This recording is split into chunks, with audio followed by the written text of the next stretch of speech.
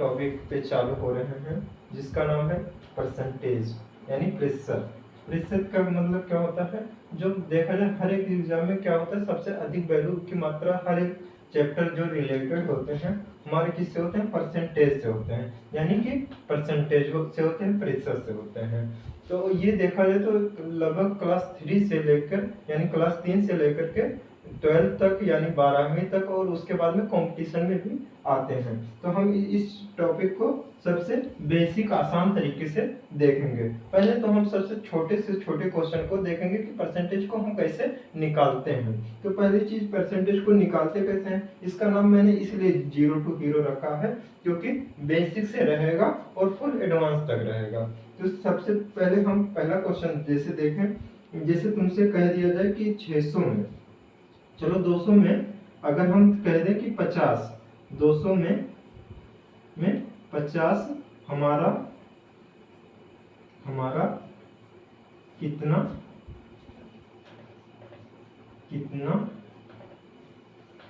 प्रतिशत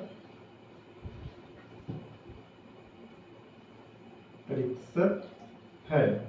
तो अगर हम ये चीजें कहते हैं कि 200 में 50 हमारा कितना प्रतिशत है, तो अगर प्रतिशत की बात करें यहाँ पे कितना प्रतिशत है, तो हमेशा ध्यान रखना जो हमारी वैल्यू जिसकी पूछी होती है, जैसे 50 हमने पूछा तो 50 को हम कहाँ लिखेंगे, ऊपर लिखते हैं। उसके बाद में कितना टोटल अमाउंट है, जैसे टोटल जो संख्या होगी उसी को हम कहाँ लिखते हैं, तो नीचे लिखते हैं, यानी 200 हो गया। उसके बाद में हम क्या कहते हैं, हमेशा किससे करते हैं, तो हम हमेशा 100 से मल्टीप्लाई करते हैं, यानी 100 से गुणा करते हैं। ठीक है, तो 100 से गुणा करते हैं तो हमेशा ध्यान रखना कि जैसे 0 कटने वाला है जिससे तो 0 काट दो, या कोई भी संख्या से अगर डिवाइड हो रही तो डिवाइड कर दो, यानी भाग कर दो। तो 0 से हमारा 0 इधर कट रहा है और एक 0 से ये भी कट रहा है। ठीक है, तो यहाँ पे अब मेरा बचा कितना, 2, तो 2 एक कम 2 और 2 का पढ़ना पड़ो कि 5 से एक्स्ट्रा ना हो, यानी 5 से ज्यादा ना हो, तो 2 दूनी 4 हो जाएगा। उसके बाद में हमारा 5 में बचा कितना, 1 बचा, तो 1 जब बचा तो लास्ट में हमारा क्या है, 0 है, तो वो हमारा कितना हो जाएगा, 10 हो जाएगा। तो 2 पंचे 10 हो जाएगा, यानी कितना आ गया हमारा, 25 आ गया। तो ये हमारा क्या हो जाएगा, परसेंटेज हो जाएगा, यानी कि 200 में हमारा 25 कितना है, तो 50 कितना है, तो 25% है। हमेशा ध्यान रखना परसेंटेज और संख्या में बहुत अंतर होता है। परसेंटेज हमारा हमेशा 100 की वैल्यू को बताता है और जो संख्या होती है वो कुछ भी हो सकता है। जैसे 1000 में हमारा 500 कितना परसेंट है, वहीं पर अगर कह दिया जाए 100 में 50 कितना परसेंट है, तो वहां पे देखा जाए ये भी 50% है और वो भी 50% है, लेकिन संख्या वो 500 कितना बड़ी है और 50 कितना छोटा है। तो यहाँ पे अंतर इतना होता है, तो परसेंटेज बराबर हो सकते हैं, ये ध्यान रखिएगा। किसी भी संख्या, लेकिन संख्या बराबर नहीं हो सकती। जैसे हम अभी किसी संख्या को और मान ले रहे हैं, तो और देखें, तो जैसे हम मान ले रहे हैं कि कितना, जैसे देखें तो हमारा कितना है, तो हम मान ले रहे हैं यहाँ पे 750 को मान ले 25 हमारा 750 में 25 हमारा कितना प्रतिशत है, 25 750 में 25 कितना प्रतिशत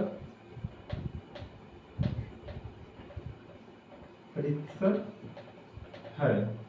तो यहाँ पे हम कितना देख रहे हैं, तो 750 में 25 को देख रहे हैं, यानी सबसे कम छोटी से छोटी संख्या को मैंने यहाँ पे देखा है। ठीक है, तो 25 को हमने क्या अभी बताया कि जो जिस संख्या का हम पूछेंगे तो वो कहाँ पे लिया जाता है, तो ऊपर लिया जाता है, यानी हमारा क्या हो जाएगा, 25 हो जाएगा। और टोटल हमारा कितना है, तो टोटल हमारा कितना है, तो 750 है, तो 750 है, तो यहाँ पे क्या कर देंगे, 750 हो गया। और हमने क्या बताया था कि हमें किससे गुणा करना है, तो 100 से, यानी 100 से गुणा करना रहेगा।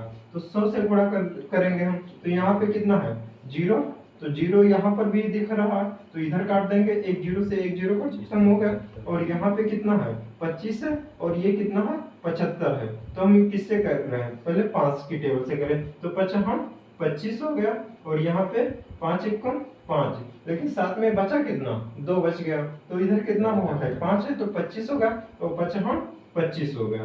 अभी भी देखा जाए तो कट रहा है, तो 5 1 5 हो जाएगा, और 5 3 15 हो जाएगा।